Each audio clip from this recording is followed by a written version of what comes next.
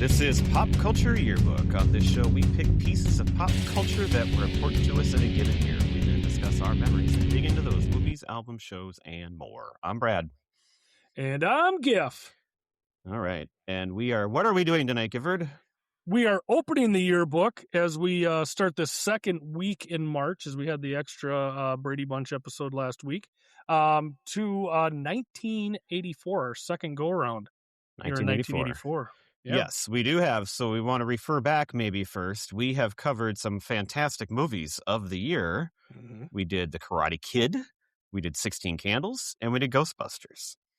So if you go back in our catalog, you can find all of those already there. So we won't be talking about those this month because they already exist. Yep. Late in season 2. Yes. So. Yep. Late in season 2. So you got to go back a ways. Yeah. All right. Before we kick it off, so we have a special guest tonight who's perfect for this. Yes. But I do want to. So we started our Patreon recently, right, Gifford? We did. Yes. And we got a few subscribers. So that was exciting. So if you sign up, the first thing you get is we got to shout you out on the show. So we'll just do one at a time, kind of spread them out that way. Okay. So first, we don't have to worry about the glut of supporters coming. We can kind of spread them out a little bit as well. Yeah, we'll spread them, and maybe it'll entice more. But the first person to sign up was from our hometown, a longtime listener, Jason. And we couldn't appreciate that more. He comments a lot on our socials and still listens every week, it sounds like. So that's just fantastic and very, very exciting to see him sign up. And so we want to shout him out. And by the time this episode comes out, he'll have received his care package from you. And he might have already got it. But no. No. In real time, no. But in podcast world time, yes, he will have gotten it by now. Yes, so thank you, Jason. RTR graduate year 1992, along with 2 years older than us, along with my brother and sister-in-law. So yes, we appreciate the support, Jason. And being a couple years older than us, he's probably a little. I mean, we remember 1984, but it's even more in his wheelhouse, and so hopefully he will enjoy what we got here tonight, and then he might enjoy a new podcast as well. So we've had on last year twice, Deaf Dave. And Deaf Dave is a great podcaster and friend. And we had him on for the Dukes of Hazzard, which was fantastic because kind of last minute, he's just like, hey, if you want somebody on the show, I'll do it. And we worked on it. And it was a great decision because he added so much to that show. And then he really saved us on Run DMC because neither you or Pete could do it that night. And so it was just me. Couldn't. Yep. So Dave came on and we killed it on Run DMC, and I've been listening to his shows ever since. So he has one that's already been out and done, and he's got a new one that just started. So welcome back, Deaf Dave. Brad, Giff, thank you so much. I am thrilled to be here. I love Pop Culture Yearbook. I listen to it every week, and I am so glad that you had invited me on to this episode for 1984 because and more and more people hopefully are learning that I consider this year to be the best year ever. Yes. It's a no-brainer when we picked you for this one because... Yes, it was. Yeah. We've heard it before, but now if you want to tell them what you're doing with that year as well, you might as well throw that in right now. So what's the exciting news? Yeah, I just launched a couple of weeks ago a brand new video podcast series called Deaf Dave's 1984. So after having spent a few years debating my candidate for the best year ever among various podcasts, I finally got convinced that I just needed to do a show entirely dedicated to my arguments for why that is actually the case. And so I spent a year in research, and I now have a 4-season show planned out. I debuted February 18th, so I'm not very far into this. I think episode 3 just came out last week. And what we're doing is a comprehensive chronological step through of the entire year, looking at every aspect of pop culture. So not just movies and music, which we will major on those more than anything, and not just TV, not just primetime TV, but cartoons, Saturday Night Live, sports, pro wrestling, comic books, best-selling fiction, fashion, news headlines, true crime, anything you can think of. I took a planner and I just researched those categories and made multiple passes on my calendar, and I just filled it up. And then I looked at what I had, and I had plenty of episodes. Season 1 is going to have 43 episodes, and it's only going to take us through the first quarter of 1984. And so I'm super excited. We just last week, we were talking comic books. Acclaimed writer Alan Moore, who was the creator of V for Vendetta and Watchmen and things like that, he had taken over the Swamp Thing for DC Comics in 1984 and redefined and revitalized that character and made a huge impact on the comics industry. A publishing legacy that like reshaped the direction of publishing for at least 10 years. And coming up in just a couple of days, we've got our episode dedicated to Night Court. It's going to come out. I've got Jim Butler from the Children of the 80s podcast coming on. And Night Court made its series debut as a mid-season replacement in January of 84. And so, like I'm saying, we're still early in the year, or, you know, we're just stepping through. Sometimes we'll spend 3 or 4 weeks on a single day of the year because so many things are happening at once. You know, so this season 1, I mean, we got Hulk Hogan winning his belt. We got Michael Jackson getting his hair burnt off. We've got the Super Bowl. You know, we've got albums. We've got so many rock albums. If you like Bon Jovi or Van Halen's 1984 or Slide It In by Whitesnake, Out of the Cellar by Rat, Defenders of the Faith by Judas Priest, all these rock albums are coming out in addition to a couple of pop albums that we'll be covering. And so it's been fascinating. I've loved the variety of topics that I've been able to plan out. It's going to seem kind of random as we'll jump from one thing to another from week to week, but it's only because I'm strictly following the calendar of when things happened in relation to one another. And I'm excited to be able to bring all of that to everybody. It's called Deaf Dave's 1984. It's on video on YouTube and Spotify, and audio only on Apple Podcasts, and I'd encourage everybody to check it out. And you have a guest on every single episode, right? Every episode will have a different guest, and I'm reaching out, meeting new people, having lots of awesome conversations, and I'm excited about maybe who else I can get, and who else I can bring in, who else I can meet over the course of these.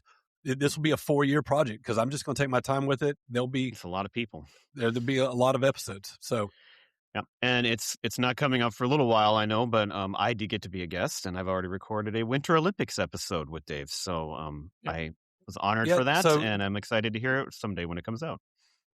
And because my premise depends so heavily on strict chronology, I've been able to record a lot of episodes in advance because I know exactly what's going to be talked about and exactly when it needs to be talked about. And so I've already produced most of the season, so I'm not going to miss a week. It's going to come out every Wednesday. I've already got most of them uploaded already.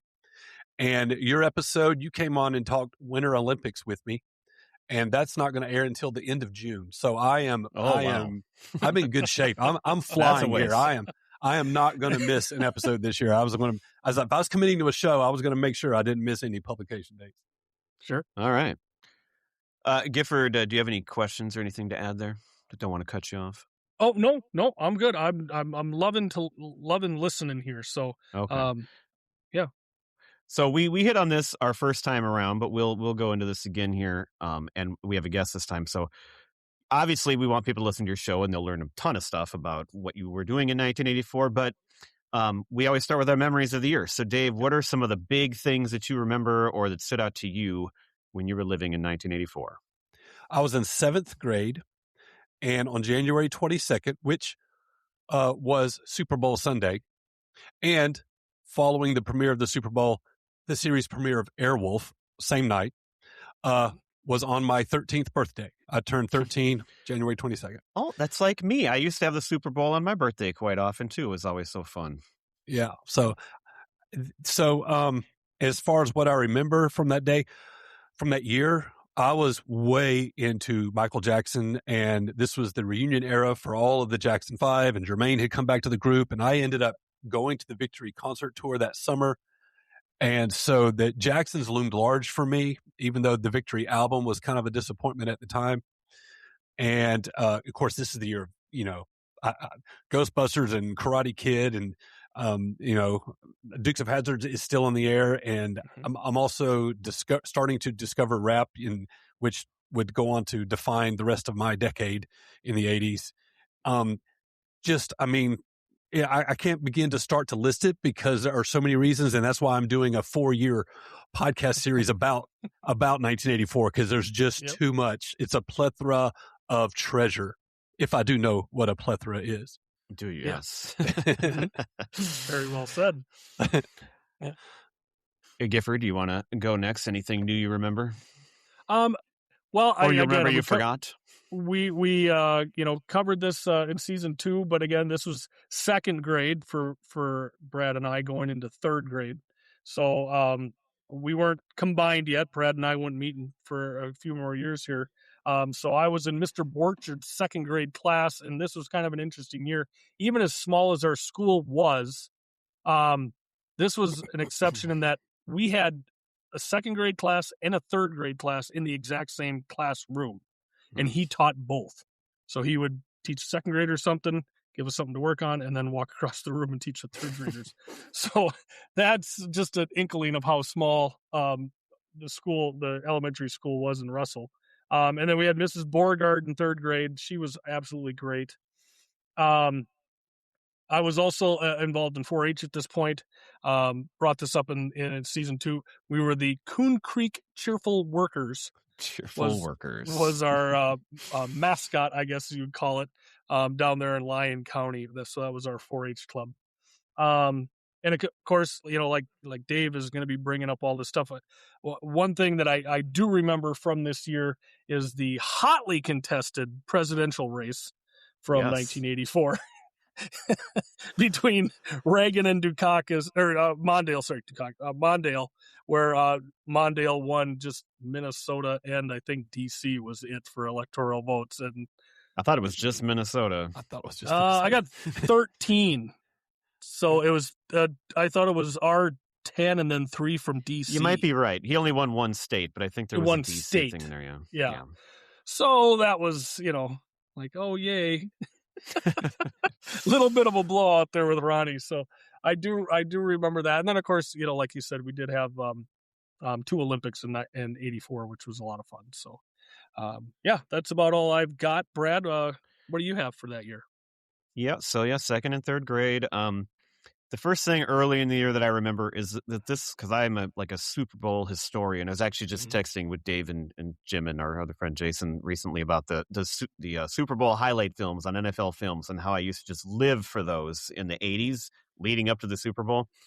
So this was the first Super Bowl that I ever actually remember watching was the Raiders-Redskins. And it was a blowout, but I had a bet with my dad. It kind of started tradition for a few years where we'd bet a chocolate malt on the Super Bowl and he'd take whoever I didn't.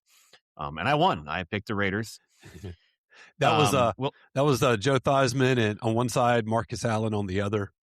Yep. And that John Facenda, I think his name is. He was the classic narrator of all those old NFL films. Good. This would actually be his final Super Bowl NFL Films package that he would do before he passed away. Yeah. So this marks the end of that era. Well, and it's kind of like, we talked last year about Looney Tunes and how amazing those were in the music. I mean, the 2 places where I learned or heard classical music were Looney Tunes and NFL Films. 100%. Nobody did it any better. The NFL Films, classical music, and John Facenda's voice, and Steve Sable introducing it. They're just amazing. It's some of the best produced sports things ever. Yeah. 100%. I wasn't a lot into sports yet at this time, but I started getting into movies and music and TV a lot, which obviously we're going to talk about. This is when I really got into, there were cartoons, but then TV specials. So I had to add to my list here that, I might want to pick Garfield in the Rough because people that know our show know I love Garfield. And that was the one that came out this year. Just a few other things about the year. So you mentioned the Olympics. So I talked about the Olympics with Dave. The first one I really watched was 88 for the Winter Olympics. But I love the Winter Olympics, so it's fun to look back and talk about it. But I did watch the 84 Summer Olympics in LA. And of course, the big thing there was Mary Lou Retton and Carl Lewis. So there's a lot of good stuff there that I was into. You brought up the politics, so I'll skip over that. Couple other things. So 83 season was the Super Bowl, but in the 84 football season, Dan Marino had maybe the greatest quarterback season of all time when you consider the time and what was happening. I mean, people have passed it now, but I don't know that they're any more impressive. Only 5 albums were number 1 for the entire year, and I bet Dave can name those off the top of his head. I probably can't. You mean try? But you go ahead and do it. Yeah, go ahead. The challenge would be, can I do them in order? I don't think I can do them in order. I have them in order, but I don't remember. Okay, we get Thriller.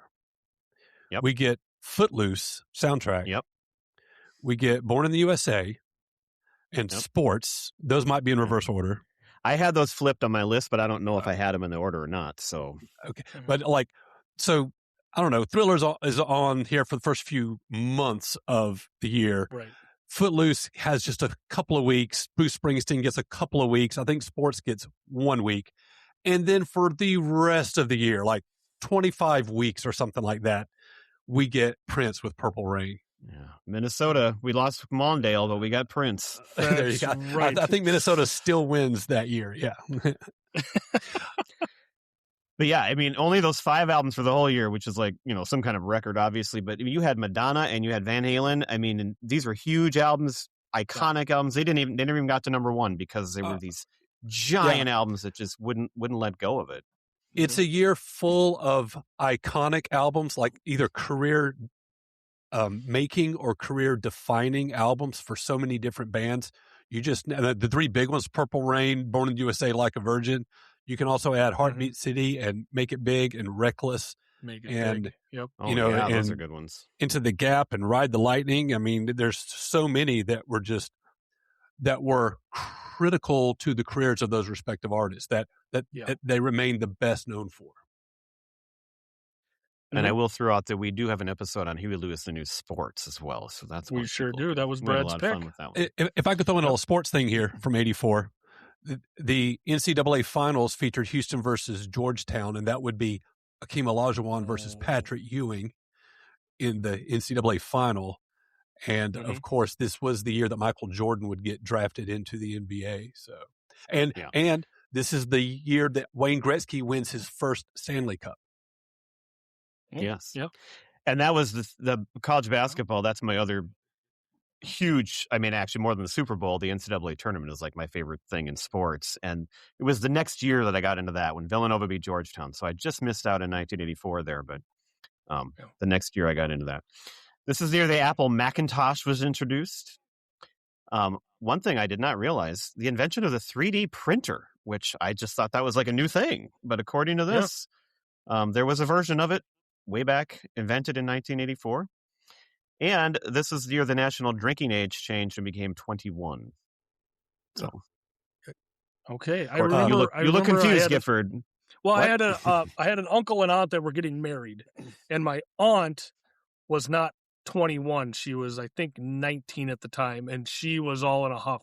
She's like, "I'm drinking at my reception. I don't care what anybody says. Like, it's my wedding. I could."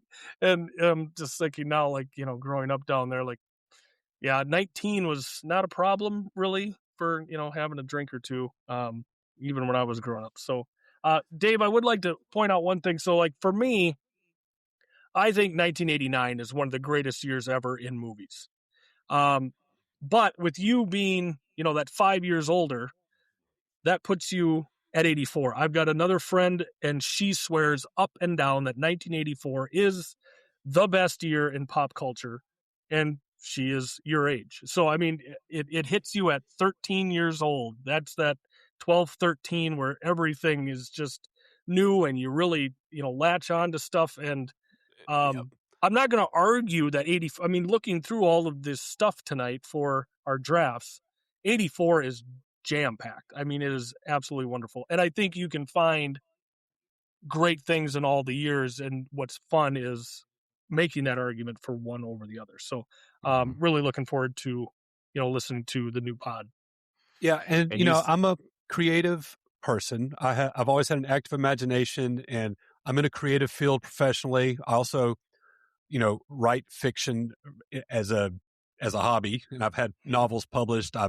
I've drawn fan fiction comic books because I have some small degree of talent with drawing. So I've always been about creativity and imagination. And it's right around here at age 13 that really starts to unlock for me. And these movies that I'm watching that will get named later in the show, I'm sure, we're doing so much to just expand my mind of like what can be done with storytelling. I've always had a fascination with the craft of storytelling. And even at this age, reading comic books and watching movies, I'm not just being immersed in the story. I'm at some level already analyzing the craft of how they put the story together. And this was a year that like my mind was just repeatedly blown by whether it was movies I was watching or books that I was reading. So this is like you were saying, 13 seems to be the magic age. Whatever year that you're 13 is probably your favorite year for music and movies, you know? So and you hear it all the time with SNL, right? Yeah. Like you always hear like, this is the best cast, you know. The best cast is Jan Hooks and John Lovitz and Dana Carvey. And there's no debate on that. I will not argue with that. I will not argue with that. Right. But it's when you found it, you know, is usually like that's when people say that was the cast. That's the one you wanted to watch, you know. Yeah, of course. Yeah, because that was your introduction. So that was whatever that was did the trick of getting you interested. So that's always going to be your hook and your favorite thing, your gateway. I just want to say real quick, and me covering all the different aspects of the year, technology and news headlines is a part of what we're doing. And I actually have an episode dedicated to the introduction of the original Macintosh. So, and I've got an expert guest on for that. So it's going to be, that one's particularly interesting, I think. And you brought up 13, and I don't disagree with that. But Gifford, you know, I've always been a little bit older than my age and a little above, ahead of the time. So I think 1987. I'm 2 years ahead. So 1987 to me is what I would argue if I had to pick one. And someday maybe we'll do that. And that makes total sense because both Dave and I on this just recently has said that 13 is the year, and you, of course, come in with the contrarian. I am always the contrarian. Of course. But no, I would agree. You are, I would put you more as maybe like a little bit of an older soul in some regard. You know, so yeah, I agree with what you're saying there. All right. Well, let's get on with it and all the drafts of the great stuff so we can talk about what came out. So we picked ahead of time the order and who's going when. And so we're starting with TV. And this is the one that Dave chose to draft first in. So he gets to kick off the night. What was your best TV show of the year? So first of all, y'all might not know this about me. I started my career in television. I am a video production professional. That's what I do in my day job. And I started in local broadcast TV. So for me to pick television, it just seems like my natural environment. I have a lot of great shows here listed. I got one in particular on the table that I feel like is a part of my brand that people are probably expecting me to say. I'm not going to go there though. To start off, I'm picking a show that would debut in the fall of 1984. Oh, yeah. And instantly shape pop culture and fashion and redefine cool for the rest of the decade. Under the neon lights of Miami, into the soundtrack of In the Air Tonight by Phil Collins, we get Crockett and Tubbs, Miami Vice. Nice.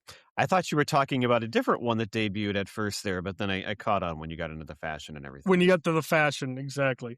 Well, and again, like I don't have a ton of TV listed for this year, but I also don't pick anything from the stations I didn't get. So I know that there's going to be a ton of NBC shows taken that I won't write down because I wasn't watching it. So he's very much a stickler to himself on that. I try to be with the television. So like I was writing down my stuff. I got to 15. I'm like, okay, I'm safe, but I know that there's going to be a whole bunch of stuff that's going to get picked. Like, you know, Night Court, as you said, premiered in 1984.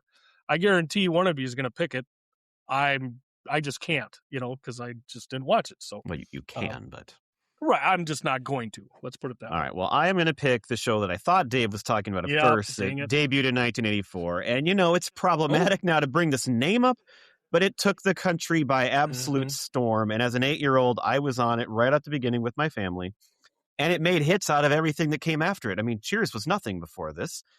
So I'm picking The Cosby Show because to me, I mean, there was just nothing bigger. It was just, and it was so funny at first. I mean, later on in the run, I got over it, but man, those first few years were just amazing. If you when weren't you don't around think for about it, what was going on maybe behind sure. the scenes. But if you weren't around for it at the time, you don't know how big this was. It took over the country. It was amazing. Yeah. Mm-hmm. So easy pick for me. Gifford? I'm sticking right on brand. This was the first show that I wrote down. When I ended up being third in this category, I almost crossed it off the list because I figured it would get picked. But I am going with the 6th and 7th season, the last season of Dukes of Hazzard. Because that was appointment television for me on Friday evenings. And that show maybe wasn't that good anymore, but as 8-year-olds, we wouldn't have known that. We still would have watched it and loved it, you know? Well, so yes. This is the one that I was referring to as being on brand for me. That's what I figured. This is the final season. 84-85 would be the final season, and this was the worst season. Budgets were slashed. They were using miniatures to fake the jumps. My God! You had aliens visiting Hazard County. Aliens from outer space. So it was a jump the shark season. So you can have it, but I will also not blame. I'll not hold anyone against picking Dukes of Hazzard first. That's A-okay in my book. Well, it was the end of season 6 too, so we hadn't got to season 7 quite yet. Okay. So, I'm holding on to it, and like Brent said, I mean, we're, 8 we wouldn't years have known. old here. So we it's would have thought, aliens, that's awesome. Yeah, whatever. Hey, they're expanding. They're literally expanding the Dukes of Hazzard universe. So let's have at it. So I had to go with Dukes. I know that, when I was looking at them, like, ooh, those are the last couple seasons, but Little Gift didn't care. Like that. Right. That was his show on Friday nights. All right, round 2. Back to Dave. All right, so this is my first tough decision because I'm trying to decide what genre to go. Am I going action? Am I going comedy? I'm generally speaking in life not a huge sitcom guy. I only have 3 or 4 that I really put on a short list that I consider that still hold up for me, and that I'll still go back and watch and enjoy. There's very few. I find most sitcoms just a little too obvious with their writing, and that doesn't really do much for me. But there's one classic sitcom from the 80s that I will always love because when I go there, everybody knows my name. In the fall of 84, Cheers was beginning its 3rd season, and it would mark the debut of the character Frasier Crane. Yeah. And it took a couple years for Cheers to get on its feet and find itself. But it was in this season that it started to do that. And we get Frasier, and of course, Kelsey Grammer would play Frasier for the next 20-something years. But I'm going Cheers, season 3. Yeah. Yep, that would have been probably one of my next ones. Well, but since it's not there, I'm going to stick with that. I'm going to stick with that same night because I do know that I was watching these shows, and it's another family show, and Alex P. Keaton was just one of the greatest guys to watch on TV. I relate more to the parents now, and when I go back and watch it, the parents are amazing on that show. I didn't get that as a kid, but I'm taking Family Ties. And this is right before, Michael J. Fox just takes over the world, but he's building it up right now. All right, I'm going to stick with on brand for Little GIF here. CBS Saturday mornings, 9 to 10:30. I'm going Bugs Bunny and Roadrunner show. 9 to 10:30, hour and a half? Yeah, that's what it tells me on the Wikipedia. Huh, I thought it was always an hour. Nope. Oh, not according to that, but yes, so that was the big one for me on Saturday mornings. Absolutely loved. Me too. Bugs Bunny and Roadrunner. I mean, so if you don't like the classic Looney Tunes shorts, it's time to self-reflect. There's something wrong with you. There's something, yes. And that was about 1 year ago right now. We did our episode on Looney Tunes, and it was one of my favorite episodes we've ever done. So, yep. All right, Dave with pick number 3. Okay, so man, I've got these ranked, but I'm second guessing myself, but I don't have time to think that through. So I'm just going to go with what I have here on the board. This was a show that I loved when it first came on, and it's just starting season 3 in the fall of 84. So 84 has given us season 2 and season 3 here. This is the A-Team. you could not keep me away from the television. I believe it was Tuesday nights when the A-Team would come on. Mr. T is B.A. Baracus. Murdoch was hilarious. Face was brilliant with his con games. This was the height. This was the height of A-Team. Give me the A-Team if I can find it. All right. There you go. Good pick. Yep. Not one that I really ever watched, but I know, all my friends loved it. And I was, again, the contrarian, right, Giv? Absolutely. At an early age. I was the kid who didn't get NBC. Right. So you can't even talk about it. Y'all right. missed out. I mean, I know the song and I know the characters, of course, and I've seen clips of the A-Team over the years. And yeah, it was always very interesting. So, so MacGyver came on during my high school and college years. And then I went back and revisited the A-Team after being familiar with MacGyver. The A-Team was like a team of MacGyvers. They'd roll into a small town, find somebody that needs help, and they would come up with some smart trick to play on the bad guys. And the difference is they would actually fire guns. MacGyver made a point of never touching a gun. Never touching. The A-Team would spit lead all over the place, but just like in the G.I. Joe cartoons, nobody would ever actually get hit. But it didn't seem to occur to me. It just seemed like a whole bunch of action on TV, so I loved it. Yeah. Yep. All right, well, I'm going to pick another show that was right at the end of its run pretty much. But again, I'm a kid. I didn't see a lot of the early seasons because I didn't even hardly exist. But I just thought the show was so funny, and I would love to do an episode on it, but it's really, really hard to find. And when we did our theme songs bracket with Children of the 80s, this was a big one that came through there, and I'm picking the Jeffersons. Yeah. I love the Jeffersons, and I have this itch to go watch the Jeffersons again because it's been so long. Right. Well, and this is the first show off of my list that somebody picked.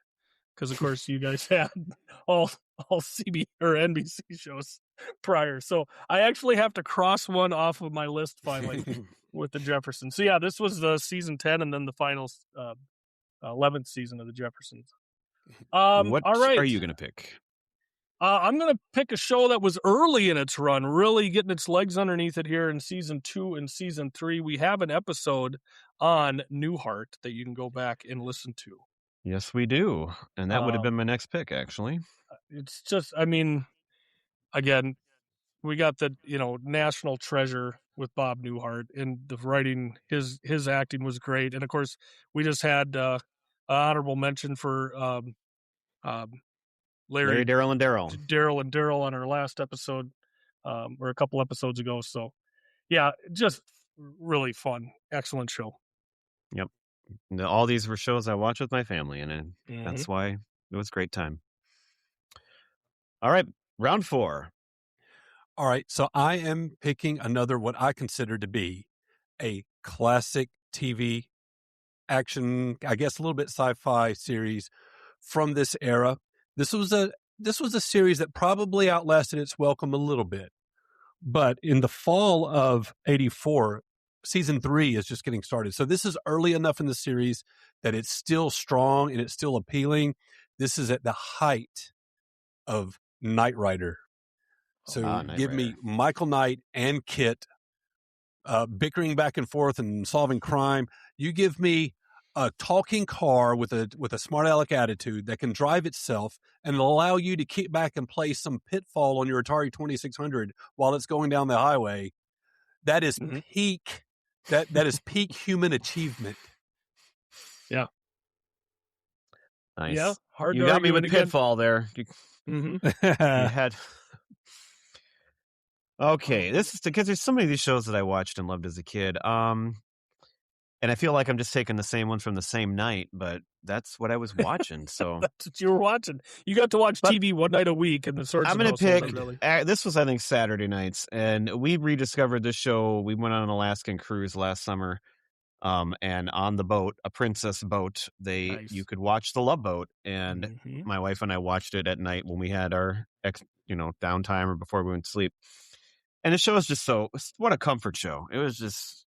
And even as a kid, I liked it, even though maybe I shouldn't have, but I just loved watching it. You had all the celebrities showing up, and it's just a great time. Yeah. Yeah, I've got it. I've got it here on my list as my number 6 overall. So I think it's a great pick. All right. Again, young Giff. What's he watching after school? This I remember coming home after school and seeing this on, and this premiered this year. It was the Transformers cartoon, and when I was growing up, there was 3 things that I loved for toys, and it was Legos, Transformers, and He-Man. So when this show came out to go along with the toys that I was getting, I loved it, blew my mind. So that was a big one for me. Massive.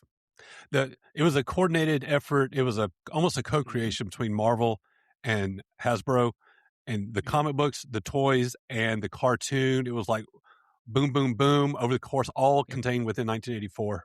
Huge. Yep. All right, last pick.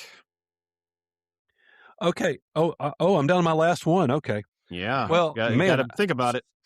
All right. So this might throw you off a little bit. Now, check this out. I am going to go with the cast of season 10, which is going to be the 84-85 season of Saturday Night Live. Oh, okay. This nice. would be the final year before Lorne Michaels returned to the show, and it would be the year that they brought in. It was a 1-year cast where they brought in ringers, they brought in established talents. This was the year that had 2/3 of Spinal Tap in the cast. You had Christopher Guest and Harry Shearer in the cast. You had Billy Crystal. You had Martin Short. You had Julia Louis-Dreyfus. The cast was packed. You had, I believe, if I'm not mistaken, you had Larry David on the writing staff. Yep. Well, for part of it, he got fired or quit because it didn't go well at all for him. But well, okay. Well, there you go. So to me, all-star cast, a cast of ringers and brilliant. And so I'm going to go with that one. Saturday Night Live. The only thing I have to say about that is I'm not a real strong swimmer. I'm not that strong a swimmer. Hey, I know you, but you're not mad. You're not. You're just pointing at him. Remember Christopher Guest and Billy Crystal doing the security guards that I always talk about the ball peen hammer? Like, oh yeah, I hate it when I do that. Yeah. That was a 1-year cast. It worked, and then the next year you had the worst year ever with the 1-year cast that did not work, and they almost lost the show there when Anthony Michael Hall was on and Robert Downey, and it was not good. Yeah, Damon Wayans. Yeah, but that was. But you were also getting, I think, Dennis Miller and John Lovitz. There were pieces. Yeah. They were Dennis Miller and John Lovitz and Nora Dunn. Those are the 3 that made it to the next year. The ones that weren't big names, they're the ones that made it to the next year. Yeah. All right, my last pick then. I'm going to go a little bit off the board. And I'm going to pick a show that was on, I believe, on Sundays. I don't know. It might have been just on randomly, too. It was kind of like a special event almost when it was on. But I just loved this show as a kid. And that was TV's Bloopers and Practical Jokes. You throw out, you show people on the sets, you show celebrities, you're playing practical jokes on them, you're showing bloopers. We all love bloopers. We all love Cannonball Run.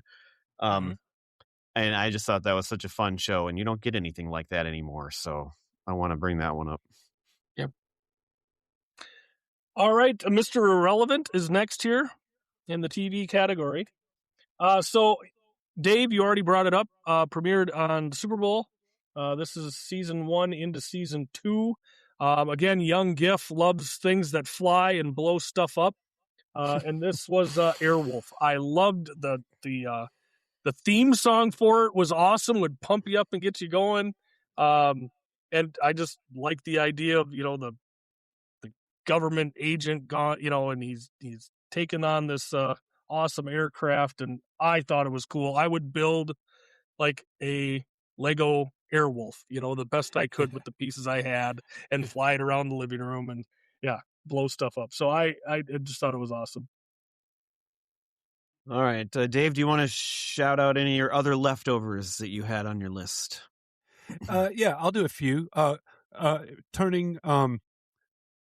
This would be the next to last season of Super Friends. I grew up on Super Friends in the 70s as a young kid, it probably was my gateway drug to a life of just general geekiness. 1984, though, was notable because it brought Adam West into the voice cast, and he once again played Batman.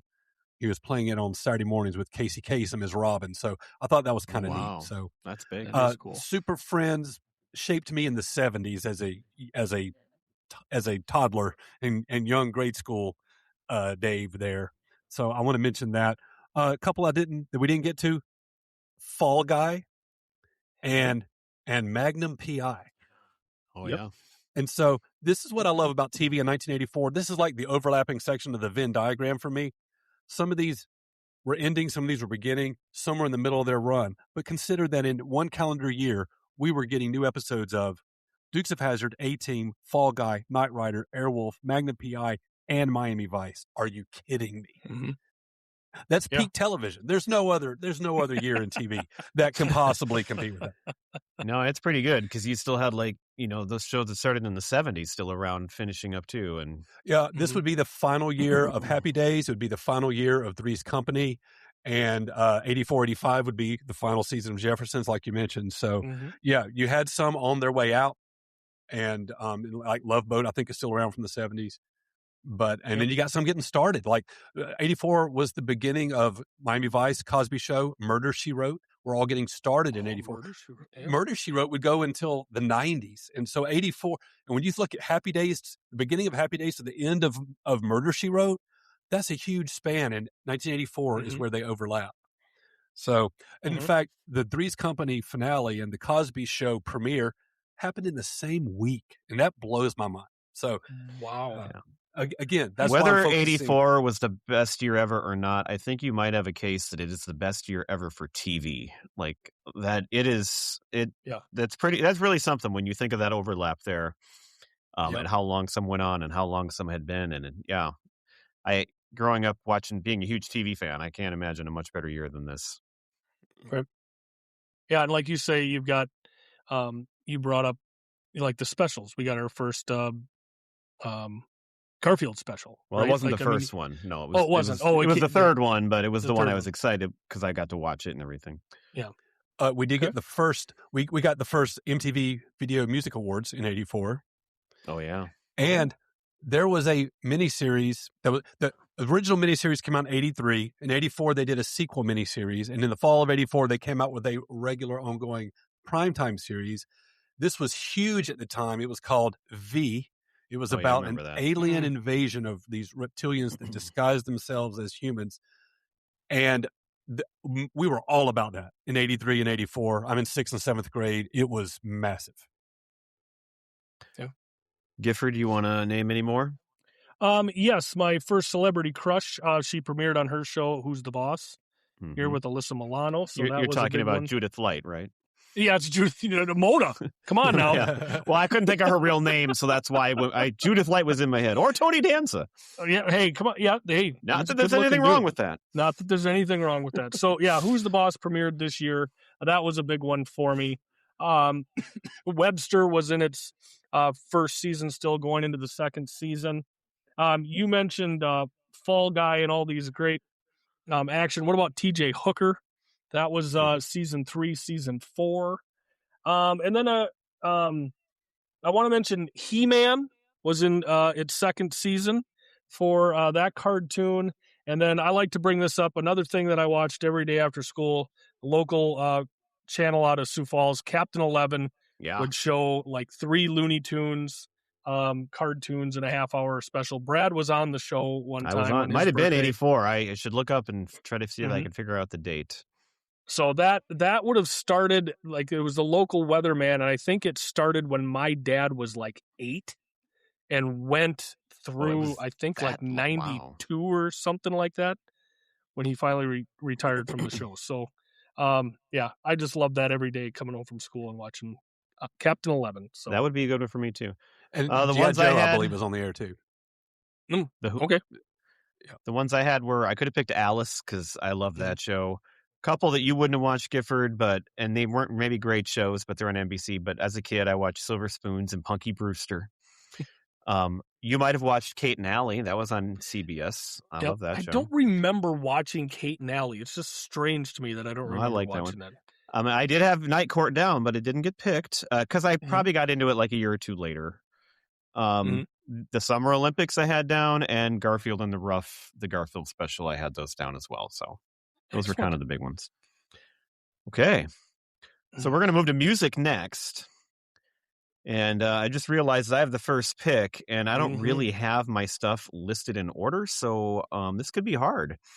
There's a lot to pick from. No, I'm gonna go with the one we already mentioned. I'm gonna go with the number one for the year. The local choice. I'm gonna go with Prince, Purple Rain. I mean, come on, I gotta pick. Yeah, I gotta pick that. Yeah, that's a obvious and good pick here for the number one overall. I'm going to go with one that we own the cassette. I remember listening to this nonstop, and of course we brought it up already, and that is Born in the USA. Came out June 4th, hit number one in 11 countries, 7 singles and 5 in the top 10. So that one was a big one for me in the boss. My brother had that cassette as well. So I'm picking third. I was wondering if there was any chance that Purple Rain could fall to me when I'm going up against two guys from Minnesota. I guess that didn't really work out at all. That was record time.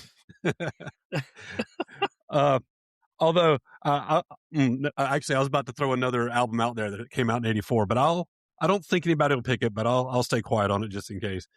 All right, so you already scratched off a couple that were high on my list. So, for this category, I'm staying right on brand, and I don't care if this is going to cost me votes with the masses, but I have to go with the self-titled debut of Run DMC. Ah, yes. This gives us Hard Times. It gives us It's Like That. It gives us Rock Box. It would meld rock and rap for the first time. And I didn't discover them until their second album, but I went back and got this one, and it was a game changer. It was historical for rap. Yeah, and that is a perfect pick for you. I'm glad you picked it. Yep. All right, I'm going to go. So, like a lot of these, like my brother or my sister would have had the tape, and so I'm listening to them. I didn't really own any of them myself because I had older siblings. But the one that I feel like was maybe the next biggest for me that we had in our house, and it's got the year right in the title. So I'm going to pick Van Halen, 1984 next. And I just heard Panama the other day, and and I don't usually think about that song as like the best song of the 80s, but my God, that's so good. It could be. It could be the best song. It's so good. Yeah. And I had that as my number 3 overall. So you took my 3 and my 4 already, Brad. So I got my 2 still available here. I usually don't do this, but again, young kid loved the song of the title here. Footloose soundtrack came out January 27th, and just absolutely massive. Number 1 in 7 countries. Certified diamond in the U.S. with 10 million copies sold. You usually don't pick soundtracks? Yeah, I usually don't pick soundtracks. Well, I think when it comes to one like that, it's not really a reach. And actually, you made me just remember that I actually had that on vinyl, and that's probably should have been my pick because I listen to that on my record player in my room all the time. Right, but I kind of forgot. Well, and I look at Purple Rain as a little different because it is one artist on that album, like it's an album, that he released. So it's a soundtrack, but I look at Purple Rain soundtrack as a different thing than a standard soundtrack. If only 5 albums reached number 1 and one of them was the Footloose soundtrack, I think you've made a good pick. Okay.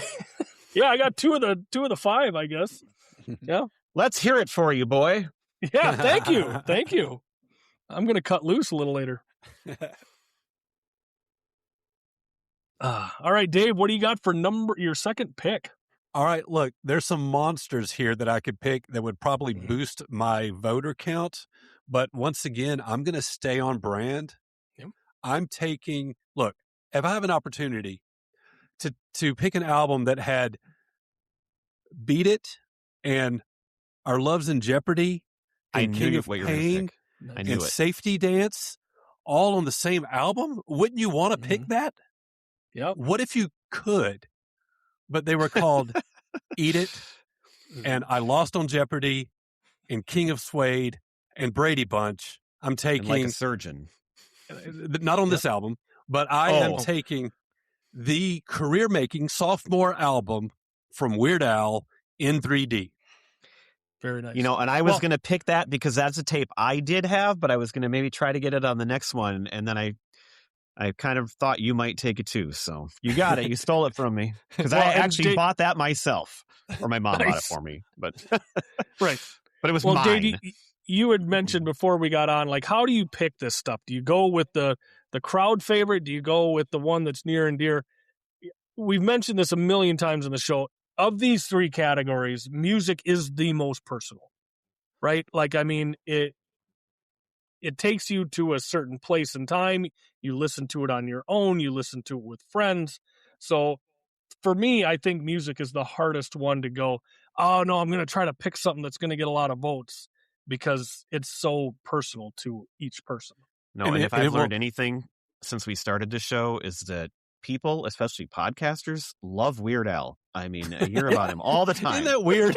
And he wasn't a part of...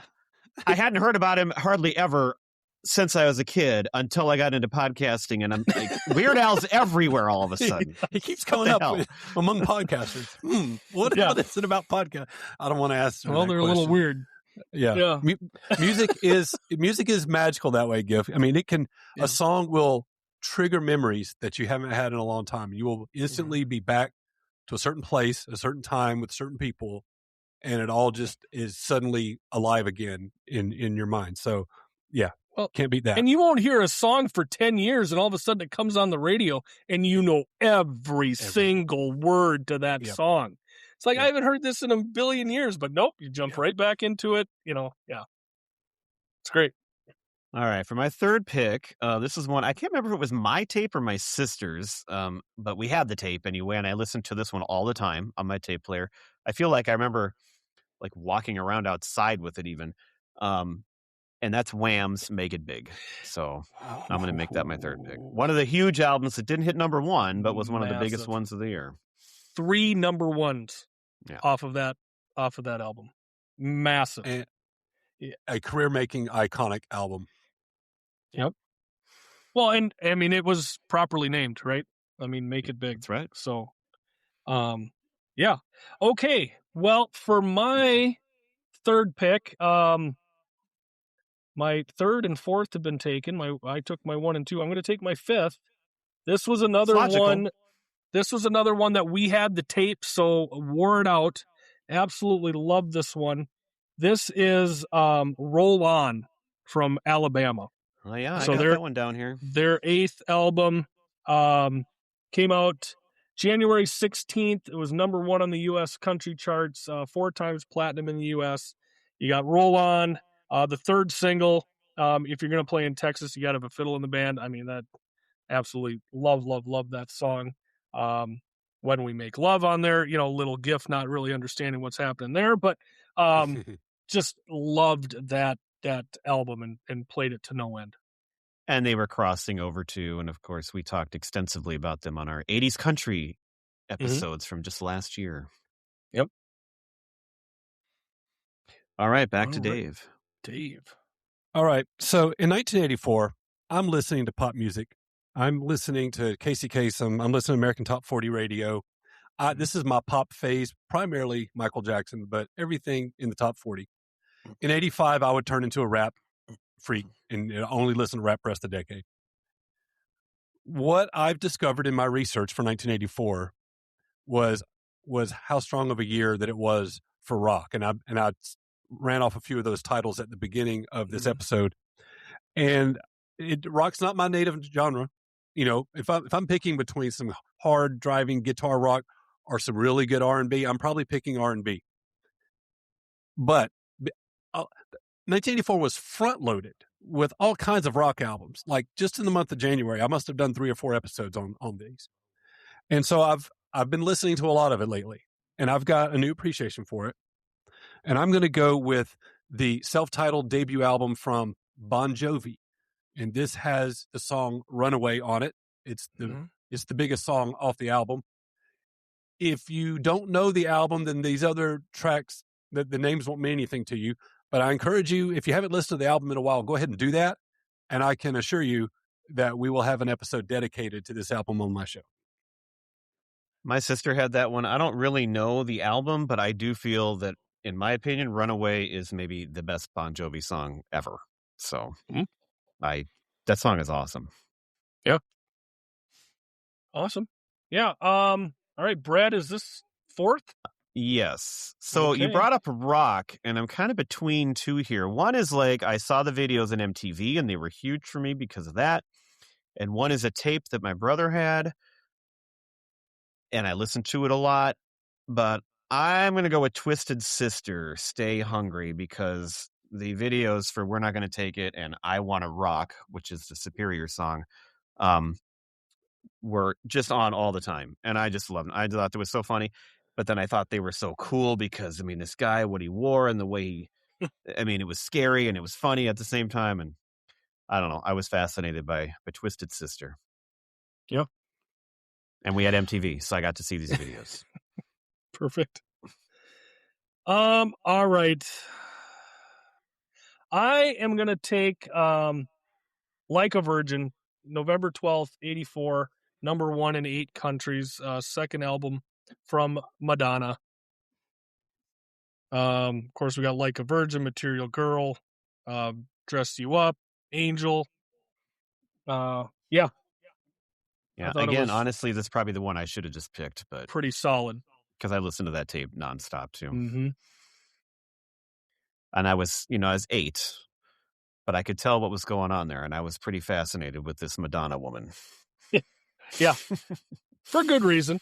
Yeah. I was learning things. She stirred things inside your soul. Mm-hmm. That'll happen to an 8-year-old. All right, back to Dave. All right, so we all are friends with the Surely You Can't Be Serious podcast. We know how awesome their show is, and I have really enjoyed following them in the last few years. And one thing I've been able to do in the Spotify era is be able to easily explore the discographies of other artists, that otherwise probably wouldn't. And when they do an episode on albums that I'm not overly familiar with, maybe I've heard of them, I know their reputation, but I've never spent time with them. I'll look forward to those because there's opportunities to go ahead and listen to that album and see what I really think of it. And of all the episodes of theirs like that, there is one album where all of that caused the needle to move for me more than any other album.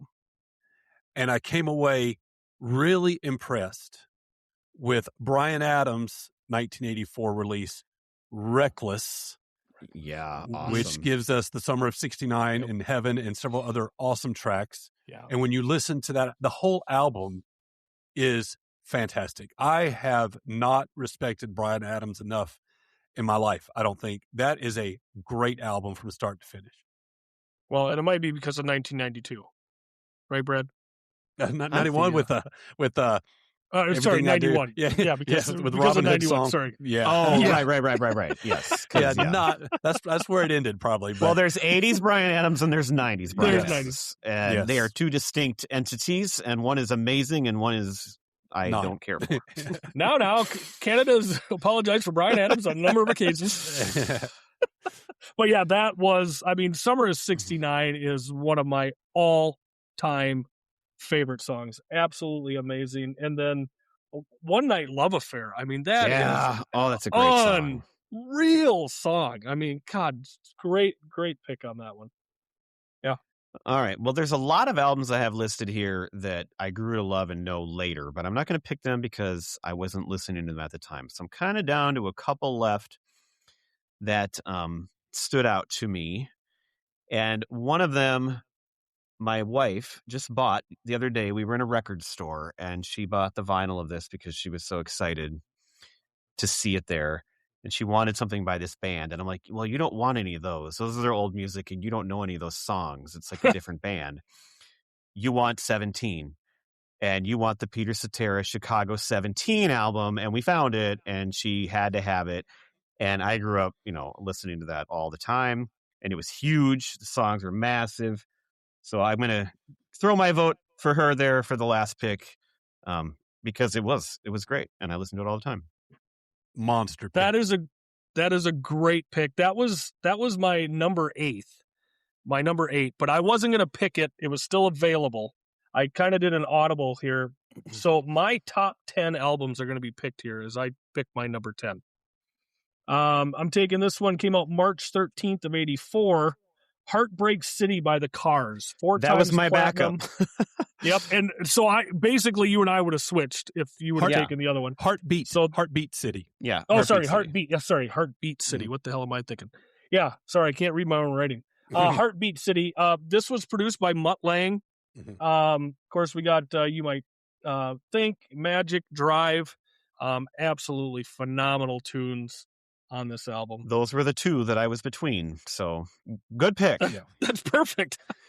So I would have ended up with the Chicago 17 if you didn't take it. Then and taken a Heartbeat City. I mean, talk about iconic career-defining albums. You can say 1984 by Van Halen, Reckless by Bryan Adams, but Heartbeat City, absolutely on that list. The Cars are a group that actually never had a number 1 hit in their career, but they're in the Rock and Roll Hall of Fame. They made the Hall of Fame in 2018, and it's on the strength of this album. Heartbeat City gave them a Hall of Fame career. The highest charting song they ever had was Drive, and it peaked at number 3. With this album, they totally leaned into the MTV. I mean, the videos were so great, and that's part of what made it so massive, is that they were good songs, obviously, but the videos were on all the time, and they were unique, and they were cool and different, and that was just a great move by them to do that. Yeah. And I actually just recorded an episode on this one recently. It's fresh in my mind. The whole album is fantastic. If you want that 80s synth pop and new wave sound, very consistent sound all the way through. Of course, Mutt Lange running the show. Mm-hmm. It's very listenable album all the way through. Yeah. Right, what is our last pick? Oh yeah, Dave's got the last one here. Yep, last one. All right, I'm going to revert back to brand. Okay, I'm going on brand, and this particular pick from this artist is a bit of a guilty pleasure because they're kind of still in their bubblegum phase. They would grow up and mature their sound and become one of my favorite acts of all time. And especially after they would split up as various solo acts, or half the group would be its own trio, they would define New Jack Swing for the early 90s. They would later all reunite in the mid-90s for another fantastic album. But here in 1984, we get the sophomore album from a young New Edition. And this is the album. Yes, they still a little bit of a kiddie sound, but I'm still a little bit of a kid. They're my age, right? I'm in middle school listening to this. Right. This gives us Cool It Now, which was my gateway song to New Edition. Mr. Telephone Man still holds up today. And there's a song on the second side called Lost in Love that still holds up today. And the rest of it's just infectious, fun, bubblegum soul. And it is really a consistent album all the way through. If you like the genre. So I am going with the self-titled New Edition album. Okay, so self-titled, that's what I was going to ask. So you have several self-titled albums on your list here. Yeah, 3 out of 5 are self-titled. Yep. Okay. Yep. A New Edition. Yeah, well, that's a great pick too, because obviously I've listened to you on other shows, and that is one of your favorite bands of all time. Yep. Mostly for what came after this, but yes. Yeah. Speaking of my favorite band of all time, I didn't pick REM this time, Giff, but their second album, Reckoning, came out, which of course is one of my favorites, but I didn't listen to it at the time. Same with U2's Unforgettable Fire, which I didn't get in, I wouldn't have known that until later. I also had, Don Henley's Building the Perfect Beast, one of the first CDs I bought, so that was later on, but I knew the songs back when they were out and loved them. The other Minnesota connection I got to put on here is The Replacements, Let It Be, one of their greatest albums of the 80s. And so in what is the word I'm forgetting here? Not inspirational. They oh my. They affected other people. Influential. Influential. Oh my God! You know, he's an English teacher. Yeah, there you go. That's the line. I only have two more. The other rock album I was looking at, my brother had the Quiet Riot Condition Critical, which is their second one. I don't think it was as good as Metal Health. And then I love the Talking Heads and Stop Making Sense, which is, just a massive album and movie and everything. Great time for the Talking Heads. So those are mine. Yeah. What else you guys got? Go ahead, Dave. Okay. Well, another self-titled debut album from the Fat Boys. So that would be a group that I would learn to love before the decade was over. The other rap release from this year that I like is Escape by Houdini. When you look at, again, iconic career-defining albums, you got to look at Into the Gap by Thompson Twins. It gave us Hold Me Now and Dr. Doctor. Yeah. Big Bam Boom by Hall & Oates gave us Out of Touch and Method of Modern Love. Oh, yeah, Hall & Oates. And then Tina Turner gets a whole new start on her career with Private Dancer. Yep. So those were all massive for them. And then the rock albums that we didn't mention, Tooth and Nail by Dokken, Out of the Cellar, debut from Rat, Ride the Lightning from Metallica, Power Slave by Iron Maiden, and Slide It In by Whitesnake. Yep. Yeah, that was another one my brother had, was the Rat album, which... Yep, Round and Round. Yep. That was a song that I wrote down for this one. Video that's still seared in my memory from that time because it's on so much. Well, I would like to first off thank our two-time guest, Gary Graff, because his 500 Essential Albums of the 80s was an excellent resource for me putting this list together. So every single one of my albums that I wrote down has been mentioned already, except for one. So why not mention it here? And Why Not Me by the Judds came out October 15th on hit number 1, 2 times platinum. Year end for 85 is number 2, is of course their debut album as well, and had 3 number 1 hits. And then I just went nuts writing down songs, and I've just got some beauties here. So I'm just going to rattle through them. We all stuck to albums the whole way through here. Yeah. So. We got Ghostbusters, of course, Ray Parker Jr., Oh Sherry by Steve Perry, Sunglasses at Night, Corey Hart, Brad, Sister Christian, Night Ranger, that came out in March, Caribbean Queen, Billy Ocean, Legs, Caribou Queen. Yeah, how do you Caribou? How does he say Caribou? Yeah, Caribou Queen is how he actually said. Yeah, Legs from ZZ Top came out in May. Aha, Take Me On. Take on me. Sake. Take on me. Sorry. Not the hit version that we know, but yes. Let me see. Can't Fight This Feeling. REO. The He Is On. Glenn Frey. And the last one, Shout, Tears for Fears. So yeah, if you want to get into the songs, you do a whole nother draft there. Exactly. So that was just fun, just doing some songs. But thanks again, Mr. Graff, on helping me out with my research on 1984 music. All right. Well, so we're going to get into movies. And you're first. And I'm first. So I am going to end the suspense here. I'm going Ghostbusters number 1, just right off the bat. Say that again. Ghostbusters? Okay, well, you cut out for 1 second. I thought I'm sorry. I was said. Like, oh my God, Ghostbusters didn't come out in 84? Yeah, what movie is that? I've never heard of it before. Freaked me out. I'm like, hold on, we covered Ghostbusters in 1984. So yeah, I'm going Ghostbusters. Dave with the second overall. Dave is second on this one. I'm last. I'm second. All right. So we were talking offline, Brad, and you named a couple of your darlings. And I'm going to take one of your darlings. Yeah. So real quick, I mean, there are some movies from the 80s I never quit watching, right? They usually had Jedis or archaeologists in them, or Bruce Willis. Mm-hmm. But I was never nostalgic about the 80s. Like, I never just stayed in the 80s until the occasion of my 30th high school reunion year, which is 2019. And for the first time really since high school, I started really immersing myself in 80s cinema once again. and I'm watching a bunch of movies that I hadn't seen in 30 years. And I'm watching a bunch of movies that I missed and had never seen before. And I'm just loving 80s movies all over again. I spent a year, I watched probably 200 80s movies in a year. I went kind of crazy with it. There was one experience that stood out from the rest. It was a movie I had seen when it came out, but I had not revisited it very much. I thought I'd forgotten about it because I hadn't thought about it in a long time. But as I'm watching it, I'm remembering every scene, and it's so heartwarming and it's so inspiring, and it's such a perfectly constructed story. It's Karate Kid. Yeah.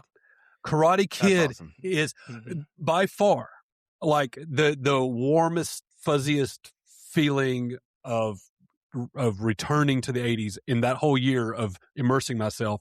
Karate Kid was the standout experience of watching that movie. It is so good. It works so well. I had two at the top, and that's one of them. And so a great pick, but even better explanation. That was beautiful. I loved every minute of it, or every second of it, because he's got a flair for storytelling. As movie is he likes to say. A perfect movie. It is. Okay, well, I had written down my first overall pick before you guys even picked because I didn't figure either would take it number one overall. But Gifford, what's my number one overall pick? Your number one overall pick is 16 Candles. You got it. And what's a happening, hot stuff? There was no movie that hit me in the 80s at that age more than this one. It's the first movie that I said I'd seen it 100 times, and my parents said, you've watched that 100 times. And it was just the movie of the 80s for me. It was on HBO all the time, and I could not get enough, and I still can't. It's maybe it's not a perfect movie like The Karate Kid, but to me, it is. It is just the funniest and most. And I know it doesn't age well in parts. I don't care. Oh, it's a perfect 80s movie. It is awesome. Yeah, and we love Hughes. And what I love is the first three movies picked were the movies that we covered the first time we did 84. That's true. Those are the three that we've done them all. There they go. Yes, there they go. So with my second pick, I'm going to go with the Eddie Murphy vehicle of Beverly Hills Cop. Nice. Yeah. Love that movie. I don't know how many times I've seen it. It's quite a few. Always a good one to go back to and watch. I mean, he had a movie music. career already, but that movie put him at superstar status. Right. Yeah. Trading Places was big, but I mean, this was just like, okay, now you followed up with this and you are like the guy of the 80s. Well, and Trading Places was a buddy comedy, right? Like you've got two of them to lean on, but here he is the man. He is the one and only. So, this one put him in a whole different category. All right, back to Dave. I've got a couple here that I really want to pick, and it's hard to decide which one I want to go with. But I'm just going to go back to 13-year-old David. No, I want to take it back a little bit further. I was 11 years old, and having grown up watching Star Trek, the original series in syndication, loved it. Went to see the first movie, kind of got bored, kind of got sleepy. I saw the second movie as an 11-year-old. I was blown away. It was so cool. And Spock died. Yeah. That hit me hard. And I was like, that's it. That's the end of Star Trek. You can't do Star Trek without Spock. Mm-hmm. And then here we are in 1984. And my dad comes up to me one day and he goes, are you going to see the new Star Trek movie? And I'm like, what are you talking about? You can't do Spock died. You can't do Star Trek without Spock. He said the name of this movie is The Search for Spock. I was like, oh, what? You're kidding me. What? He's not dead? I mean, they had me hook, line, and sinker. They were reeling me into the boat. I was helpless. I had to see this movie on opening night. Star Trek 3, The Search for Spock. Yeah.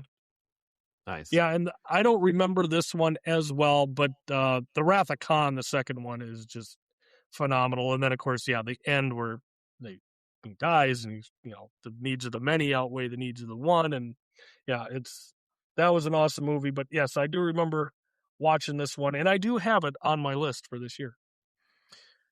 All right. My second pick will be on brand because I am an 80s comedy guy, and that's what I love. Just like with TV, I love sitcoms.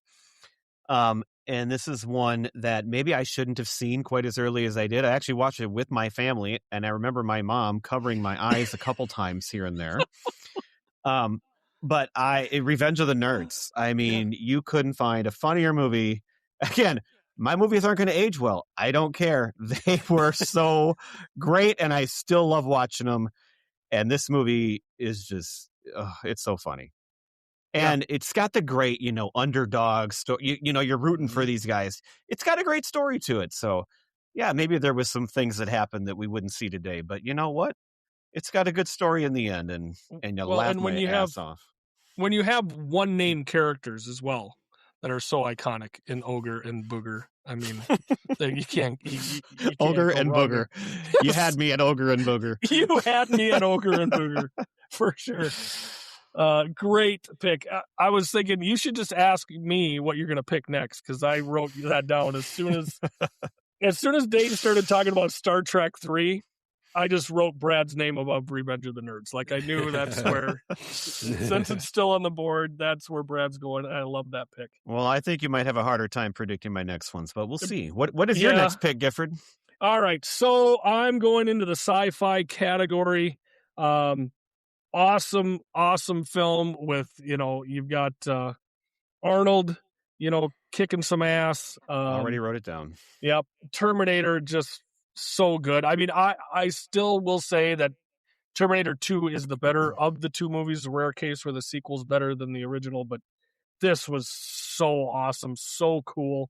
And you did have a flash of 80s boobs, which, Giff enjoys as well. So I'm putting in the Terminator? Down. Just very short, yeah. And there's the love scene where, they create Connors, and I just discovered that movie, but I guess I don't remember. I've got to watch it again. I'm very quick. You might have to rewind and watch again, but it's a quick little shot. There's a nipple in there.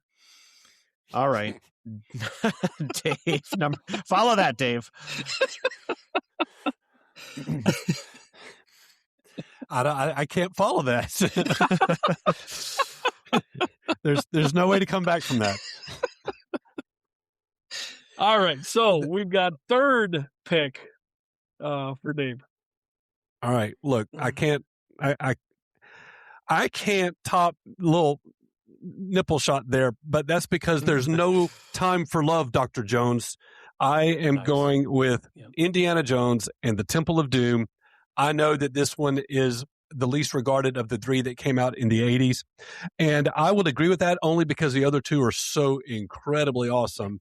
I have no problem with this movie. I think it is much better than its general reputation. A couple of things that I love about it is that it is basically in real time.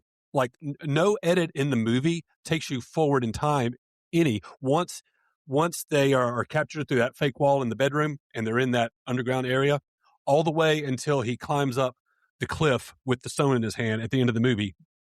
All of that happens in real time. And at the end of the movie, you're actually tying into Gunga Din. So he's actually sharing a cinematic universe with Gunga Din and all the thuggies and stuff. So I find all that awesome. I love Indiana Jones and the Temple of Doom. It, along with one other movie that I'll keep unnamed just in case I'll pick it, were the impetus for creating PG-13. It was not a rating that existed yet, but this was a movie. Of course, we remember the dude getting his heart ripped out, whatever. That was pretty intense for a PG movie, and I was 13 years old watching that. But it would very quickly lead to the creation of the PG-13 rating. So, I said, just Jedi's an archaeologist, so I'm picking Indiana Jones.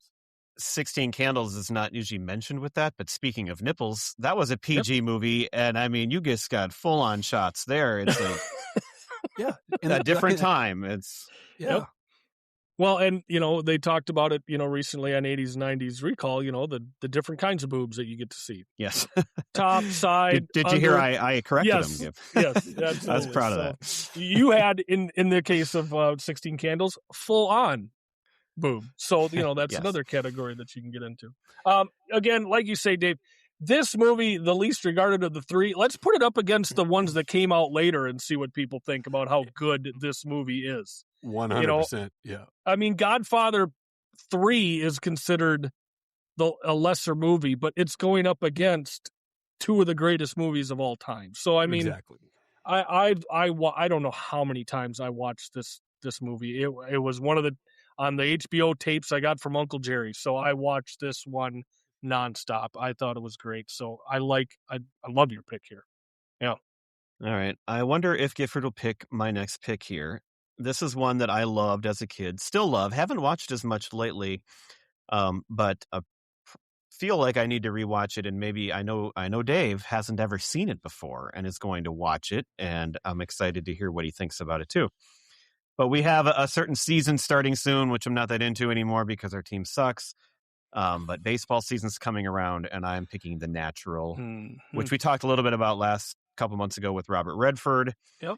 As a kid, this movie was amazing because I love baseball, and just that last scene is it's one of the most perfect scenes in movie history. I think. Well, and I just visuals rewatched and the music it because of we covered Robert Redford with our in memoriam thing, and so I just rewatched it maybe 4 weeks ago. That's right. Still awesome. Still great. Awesome. Yep. It's one of my cinematic sins. I have actually never seen it, but I will be correcting that, and it will be on my show in next year in season 2. There we go. Okay. All right, Giff. This is fourth pick. Okay. Well, I mean, I picked it for my albums. I might as well pick it for my movies. I'm going Footloose.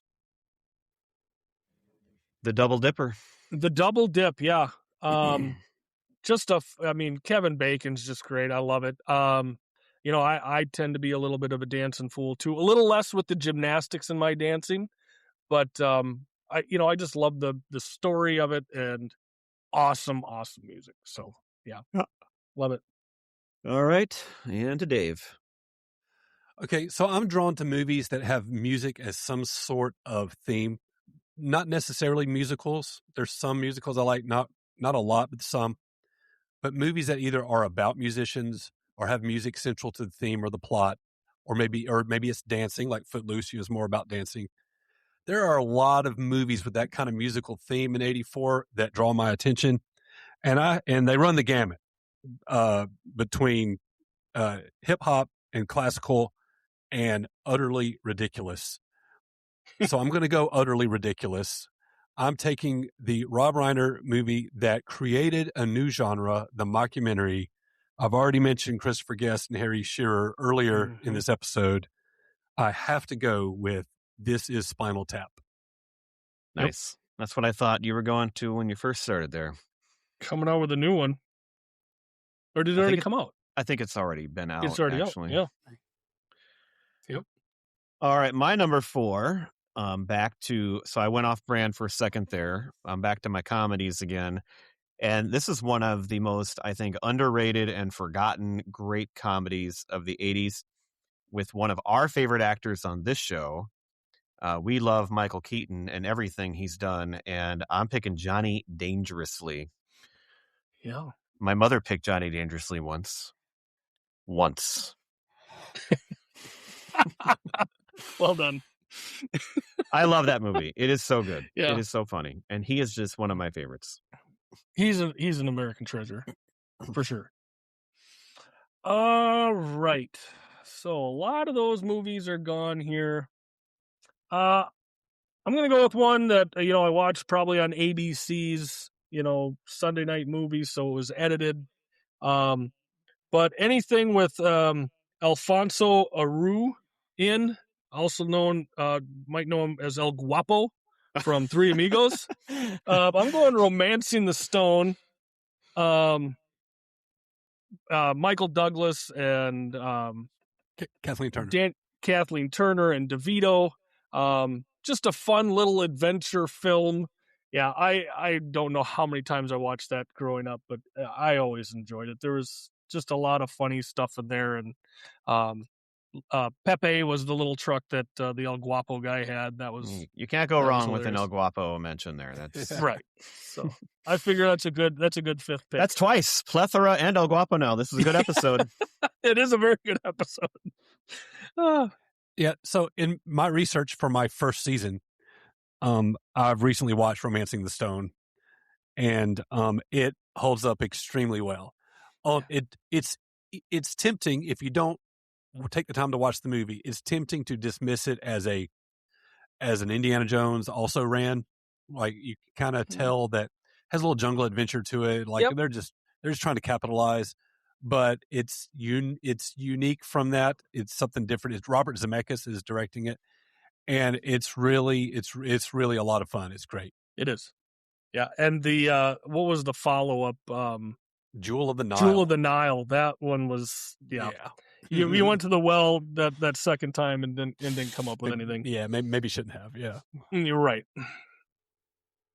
All right, Dave, with the last pick here. All right, so I'm looking at a long list of movies that have not been picked, and it's just breaking my heart that I'm not going to be able to choose hardly any of them. Only one is going to be the winner. Look, I'm going to pick one that's probably not what would win the most votes based on my other options that I see, but I'm going to go on brand. People that know me are fully expecting me to pick this. So, again, 1984, I'm in Boy Scouts, and we're learning survival skills. And we know how to grab a sleeping bag and a bow and arrow set and a football and some cans of soup.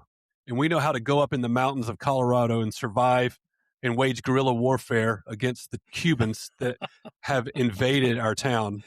We were fully prepared, and Red Dawn was our anthem. You were a Wolverine at heart, is what you're saying. Wolverines. Yeah. All right. For the last pick of the night, I've got like 5 movies here that were kind of like maybe not big hits, but I loved as a kid and watched it, and I can't pick which one I would pick out of there. So I'm going to go with one that was actually a big hit that I do know I saw in the movie theater with my family. And Gifford, you just rewatched it, and you weren't didn't sound like you loved it. I don't remember, I just spent a long time, but I'm picking Splash with Tom Hanks and John Candy and Daryl Hannah. So I think that's a good final pick. I haven't seen it in a long time, but it stands out over the other ones I have listed here. Brad, I just watched this movie for the first time since the 80s, and you need to watch it again. That is, I want to. It holds up so well. It is legitimately so funny and so charming. If you weren't going to pick it, I was getting ready to recommend it to you. You say you like 80s comedies. This movie works. John Candy is hilarious. Eugene Levy is hilarious. Oh, I love Eugene Levy in the 80s. But what's great is Tom Hanks doesn't play the comedy. He plays the drama. He plays it so sincere. You got Ron Howard directing it. This is such... like Karate Kid, I am surprised by how much I remembered this movie now, and by how much I actually genuinely love it now. Yeah, and I have a distinct memory of going to that one in the movie theater, and so now I am torn. Gifford didn't love it again, and you did, but I think I'll go with Dave on that one and give it a try one of these days. I did love the 80s boobs, so that was really nice. We see a lot of Daryl Hannah in that movie. We see a lot of Daryl Hannah in it, so that I will give it full marks on. All right, let's just try to spit out our extras quickly here. Okay. Let's let Dave go first, as he's our guest. Dave.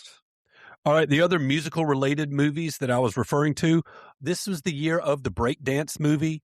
You get not only Beat Street, which is actually my favorite of the 3, but you get both Breakin' and Breakin' 2 Electric Boogaloo, all in 1984. They both came out in the same year? Yes. Yeah. Well, I didn't know that. Like 9 months apart, I think. Yeah. The other musical one that I wanted to mention was Amadeus, cleaned up at the Oscars, like the biopic there. Police Academy, one of the funniest movies ever, right? That's one of the ones I was picking between there. Starman with Jeff Bridges and Karen Allen. I'm going to so Red Dawn and Dreamscape were the 2 movies that were the first ones to come out with the PG-13 rating. And that was as a result of both Indiana Jones, Temple of Doom, and Gremlins, which we didn't mention. The Last Starfighter, love that movie, right? The 80s arcade kid, Ultimate Fantasy. And then a movie that I don't think gets enough respect either, because the first movie is admittedly better, but maybe it's a guilty pleasure for me, but I genuinely really enjoy Conan the Destroyer. I find that movie very watchable, a fun adventure. Well, Conan the Barbarian's more of a solo adventure, and with the Destroyer, he has a team around him, and I just kind of like that team on a mission kind of aspect to it. Kind of a team for the Barbarian Age is what you're saying. Probably. The Avengers. It's like the Hyborian Age Avengers. Sure. You want to go next, Giff? Sure. We got Purple Rain, of course. That was a good one. We got Friday the 13th, the final chapter, the fourth movie. This is the one with Feldman in it. So we did that one too, actually, in our first season. That and the Nightmare on Elm Street Part 4. Yes, and then of course the first Nightmare on Elm Street came out this year as well. Yep. And then I have to mention this one for my lovely wife Courtney. All of Me. I knew it. Yes.